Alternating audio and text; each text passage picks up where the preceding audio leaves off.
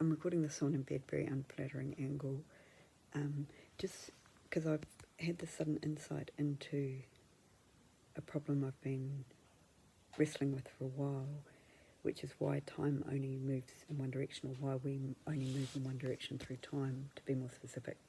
So what I'm thinking is, okay, I play this card game, right, Solitaire, where you have to get the cards out in a certain order. And sometimes you take a wrong path and you trap yourself, and so you have to replay the game, like go put the cards back on the deck in the same order that they came off, and start again from the branch point where you went wrong. Now in real life you can't do this because you can't remember the order that the cards came off in, because you've already started laying them out on different columns and you don't know what order you did things in, so you don't have enough memory in your brain. Some people, maybe autistic people could, but most people I don't think could remember the order, so you don't have any opportunity when you're playing with real cards to go back and put the cards back in the same order that they came out in and replay it, making different choices. And so I've often thought this is sort of parallel for life, that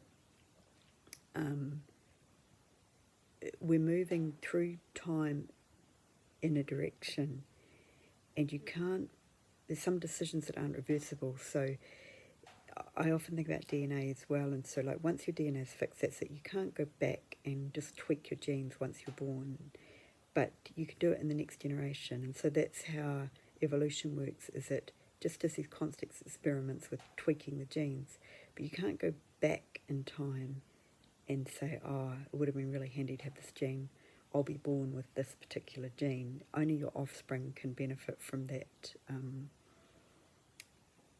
that selection pressure. So so now what I'm thinking is the reason that you can only move forward in time is because you couldn't keep track of all of the different paths.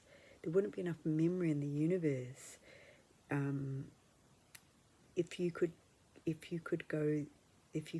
go back in time and change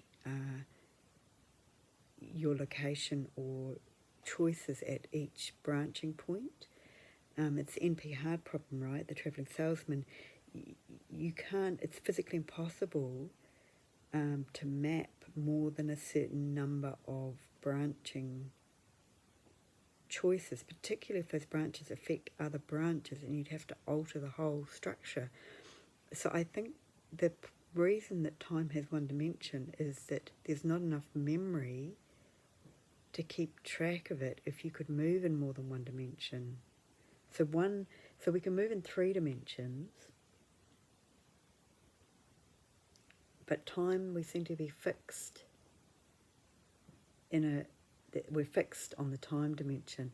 And my personal feeling is there is no difference between time, space and matter. I think it's all the same thing. I don't think there's any difference between the physical and the non-physical. So that's something I'll get onto later, I guess. But anyway, that's my thoughts for today. Thanks.